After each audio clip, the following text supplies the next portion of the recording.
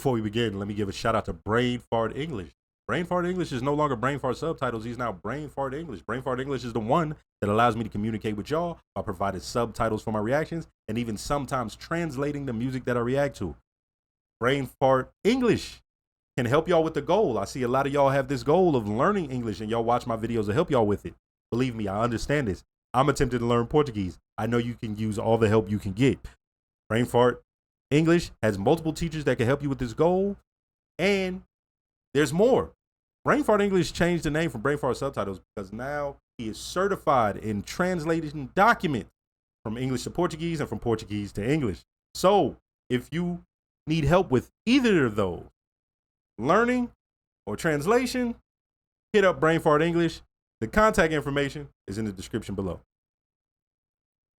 What up? How's it going? Salve, shout out to Brazil. So we back with another recap of my time here in Brazil so far. So in the first video, I spoke about how there was a sense of comfort here. I really haven't had to adapt to as much as what people would assume. Part of it is because I had learned a little bit about Brazil before I arrived, right? If it was just, I just arrived one day, it'd be one thing, but I knew people, spoken to people, and also, you know, everything y'all saw me react to, right? But then there's even more, like things I read or keeping abreast of stuff through social media or other means, right? But now we get into the part where now I'm going out and about and experiencing portions of Brazil that I hadn't experienced, and there's really no, we have our versions of it, maybe like markets or something like that. Mercado, I think I said that right. We have our versions of that, but in some ways they're different. I'll give you an example, right? The feta, the closest thing we have to it in the U.S. would be like a farmer's market, and people go to that, but it depends on where you're at, right? Like if you're in urban areas, or if you're in rural areas, yeah, there's gonna be a lot of people that go. But for the most part, people stick by the convenience of supermarkets and stuff of that nature. Supermercado, right? And so here during this first week, right now, it's time to go shopping, or it's time to go look around downtown and just see what it's like. And the first time I went downtown, it was funny because I I stand out, right? Like I look how I look. I'm tall, but I also look like a gringo, right? And so there would be stairs, but I don't know what the staring was. Was it just because I was taller, or is it because I look very gringoish, or is it just a mixture? Like who is this nigga, right? But the thing that was noticeable was the heat. Oh, the heat. You're gonna see. Once again, I had the PF at the Mercado or whatever, and I was sweating while eating it. I was sweating. I was in this right here, and I was like, whew. But you know, everybody used to it. Me, I'm just sweating, right? So we went to a place, I can't remember what it's called, where I think it's a market also, right? But I needed a light to record, and I left the cable for my microphone in the US. So I had to go there. And we went looking around the spot. Now, this place was dope. Had a little bit of everything. Video games, hats, shoes, pots and pans, glasses. Talk about eyeglasses. You know what I mean? Anything you could think of, right? And so when I asked for a light, people would show me a light. I'm like, I need one a little bit bigger. Because normally I had multiple panels. Them panels I had to save up for them things, man. but I had to leave them behind, right? And so I'm like, man, do they have giant ring lights? And it was this young girl who was running the shop. Well, let's say this young lady, she was running the shop, and she went and found one for me, and I was like, oh yes, right. And then the cable for my microphone, it was like that. That was simple. It's an old school cable, right? But there was another thing I noticed. Yo, it's so hot here. Your electronics get so hot, it affects how they work.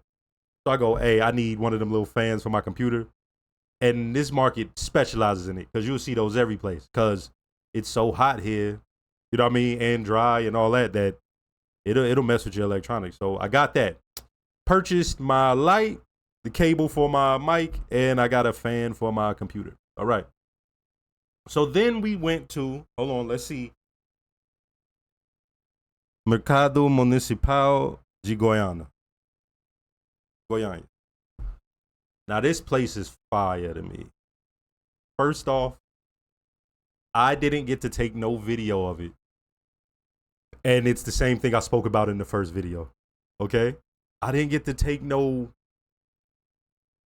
I was experiencing everything.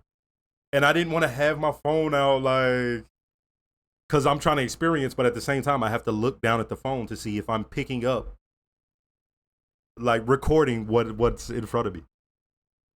This is a place that had everything. They had a place that it seemed to be like a visitor's shop. You know how like when you go to a museum or, you know, it's like a tourist shop, it almost seemed like. But we go in there and there was cachaça, and my friend was like, yo, you wanna try some? Yeah. And I'm thinking we just gonna buy some. But the lady who worked there, she was like, oh yeah. So they brought out the little plastic cup. I was already sweating. I told y'all that, right? I was already sweating. By the time I left, I was sweating and breathing fire. Woo! We tried some that had some banana in it. I think there was a piquet version. Like we was trying just straight out cachaça. It was hilarious, man.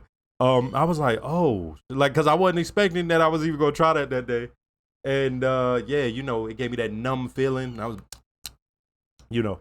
But then as I'm walking around, I'm seeing everything. There was places that sold cheese, places that sold shoes, hats. You got the tobacco spot. You have the butcher.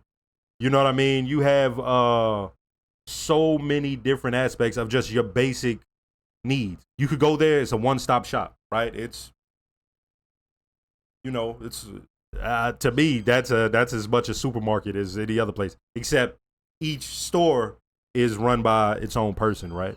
So then we go upstairs. My friend Tai, she goes, "You hungry?" I'm like, "Yeah." What they got? You know what they had? You know what I got?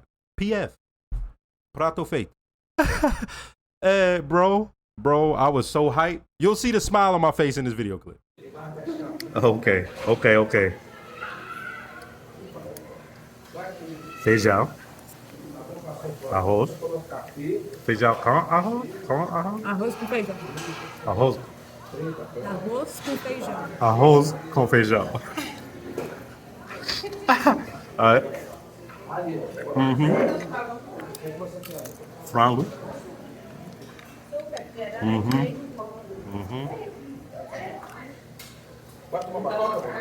Beefy. Okay.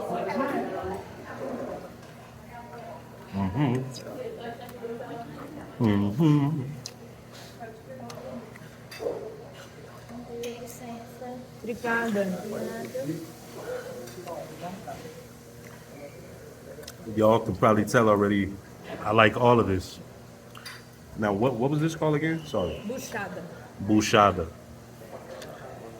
We call it tripe, beef intestine. Oh yeah. Oh yeah. Oh yeah. Oh yeah. Gelatinous.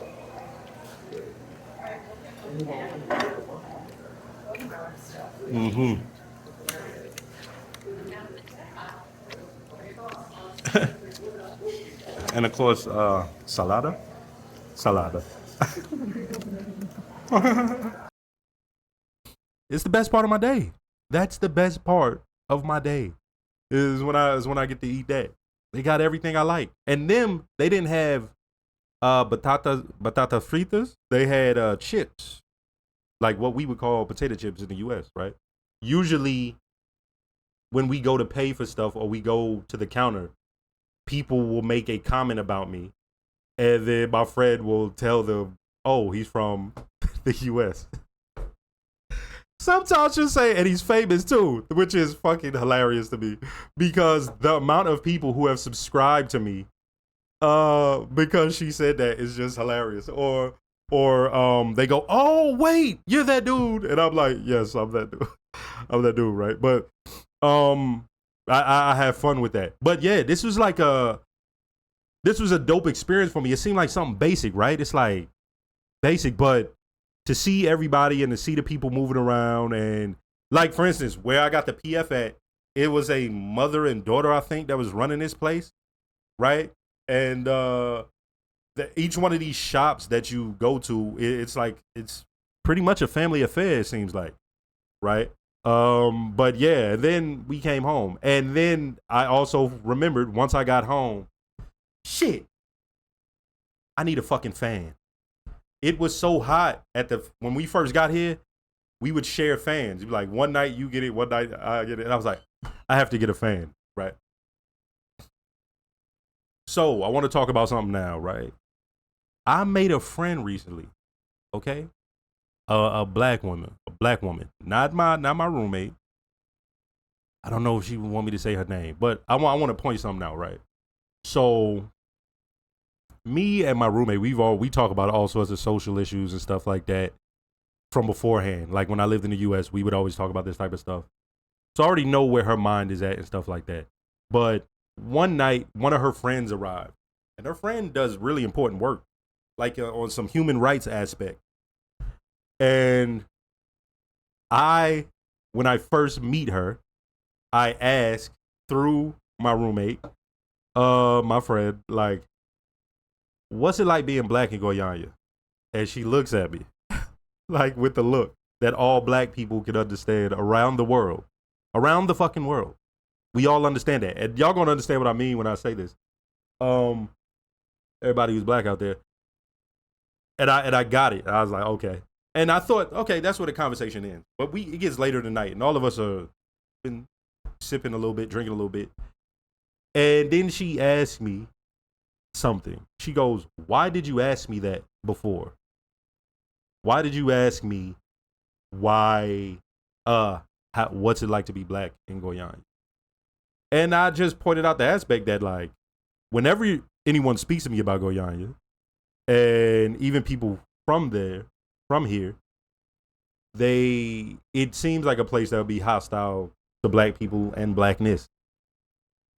And so our conversation went on this very deep route. I'm talking like maybe an hour and a half long conversation. Talking about, being black where I'm from, being black in Brazil, being black in the Americas, and what the fight is and how the response by society to our fight, right? Like it was just a very interesting conversation. Now, the reason I brought this up is this person who is now my friend, it's to the point where we can speak to each other.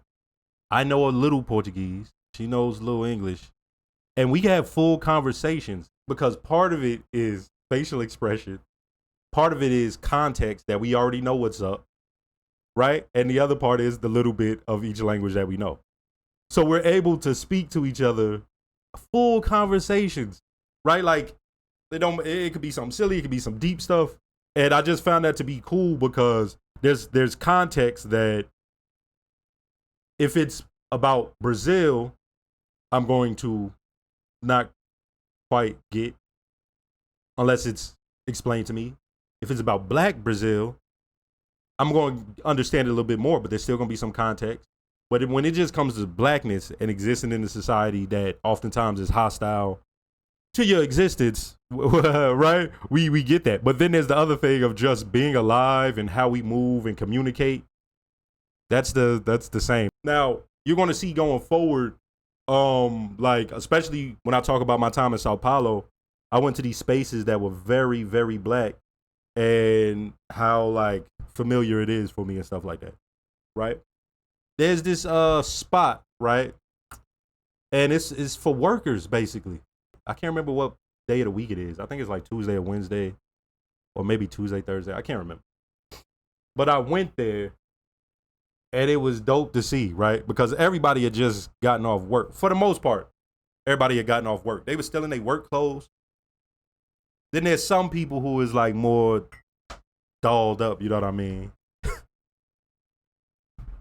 With all due respect. You know what? Let's not get to that right now. This is not the time, but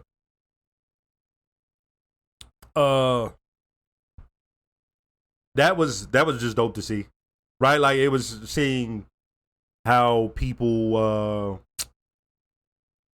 deal with the unloading after a long day of work. You know what I mean? Seeing that in another country. Like if I saw witness that in any country, that'd be interesting.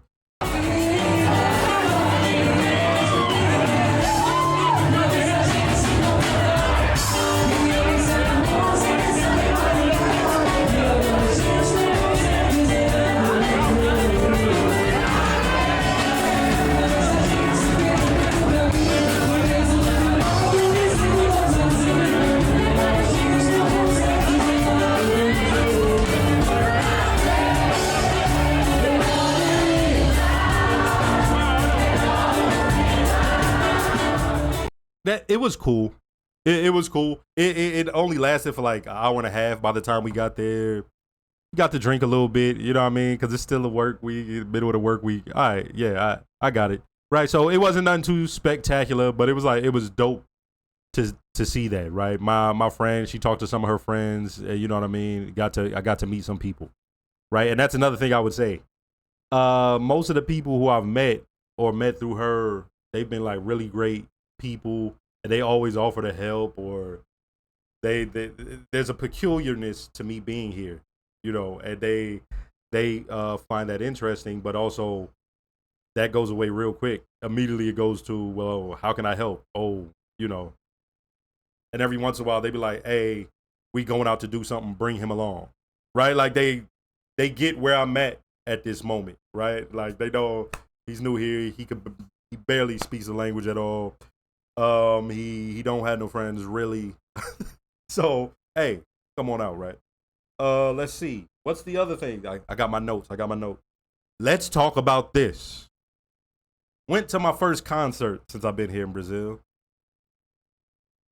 Remember, I just spoke about how my friend Thais, I've met some great people that she's introduced me to. And a couple of her good friends have been helping me along in a way that I didn't even know I had access to, or that people would care.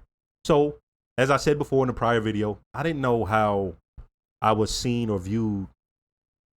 And so I didn't know, hey, I could go to a concert and be like in the VIP section. Like, it's funny for me to say that because it's like, I just never considered, oh, me? Look, there was a moment I'm in that section, and we're going to get to this. I'm going to cover everything. I'm in the section. We're watching Black Panther. And I'm sweating. It's hot. Normally, I dress like this, and I keep a T-shirt with me. But because I went there, I was like, I got to dress in proper attire. A white T-shirt. But it was a thicker white T-shirt, so I'm sweating. Somebody brings me something to wipe my face, and then they come back with water. Somebody got me water and something to clean my face with. I said, oh, that's fire. What is going on here, right? It made me, like, that's something basic, but it made me feel like, oh, that's dope, right? Now, here's the thing. I think it was called Noise Festival in Goiânia. We go there, and like I said, my new friends that I like recently met through Thais, through my roommate, they cool as hell. They see stuff in me that I'd never considered. Like I said, I didn't. When I'm doing it, and it's not like money's coming in to where this is my job. So for me, this was almost a hobby. But what they're saying is like, nah, bro, like when you're covering the music, it's important because you're diving in depth and you're making sure to study it. And I'm like, huh, I never considered that. This is just how we were taught to listen to music and value it.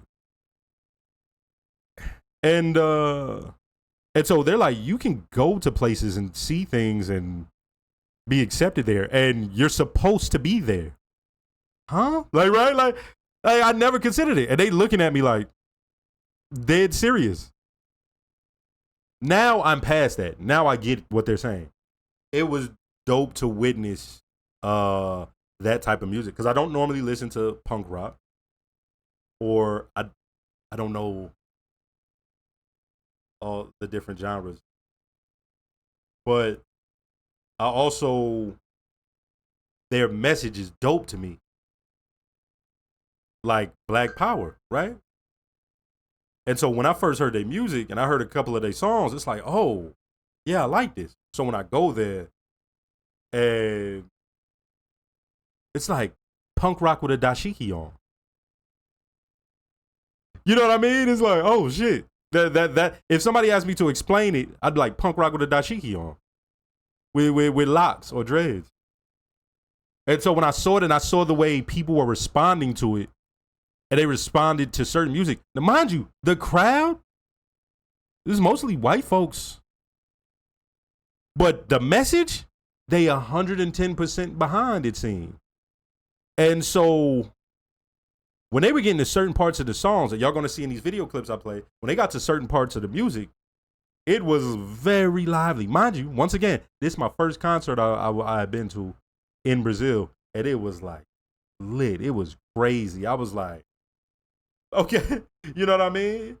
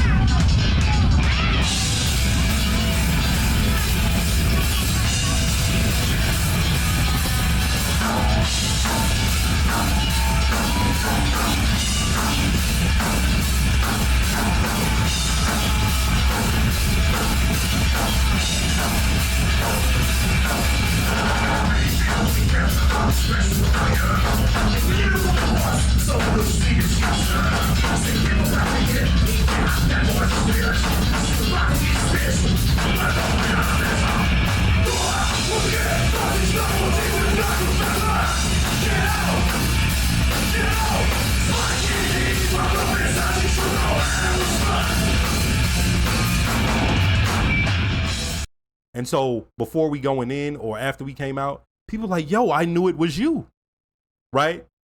What happened was early on, maybe three or four people saw me. It was like, oh, okay. But once we go in, at the end of the show, Black Panther, they take a picture with the crowd and they pull me on the stage and say, hey, take a picture with us. Shout out to them. Because no, they didn't have to do that at all or anything like that. In fact, that was the first way a lot of y'all knew I was even in Brazil. I posted it on Instagram and he was like, what? What are you doing here? And that's when people realized, wait, that's the dude from the videos. Fire. Like as a night, that was fire. Then I went and got the dog. the burger. After we got done with that, we went out and got some burgers. The big shit with the egg and the potato sticks. Some people had corn. What's it called? X dog or something like that. Exo dog. It was mad good. I'm gonna post some pictures of it also. It was mad good. Very Brazilian burger. Very good. I rocked with it heavy. You know what I mean? Especially after the night of being high and drunk. I was like, and a night like that.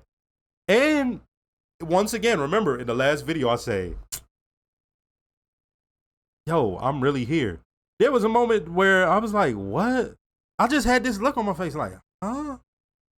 Like, how did I end up in this situation, right? Like, and it was just beautiful moment in my life. And I remember when I came home, I said something to the fact like, this is the best moment in my life. I said it, I was like, other than my son being born, like, this is the best moment of my life. And that's going to be crazy because it's going to keep topping itself as I go to different places.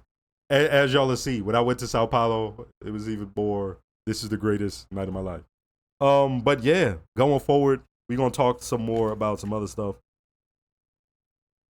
We're going to talk about some other stuff. Like I said, somebody said, now, great, you get to see Hasio Nice live. I did see Hasio Nice live already in Sao Paulo. We're going to talk about that.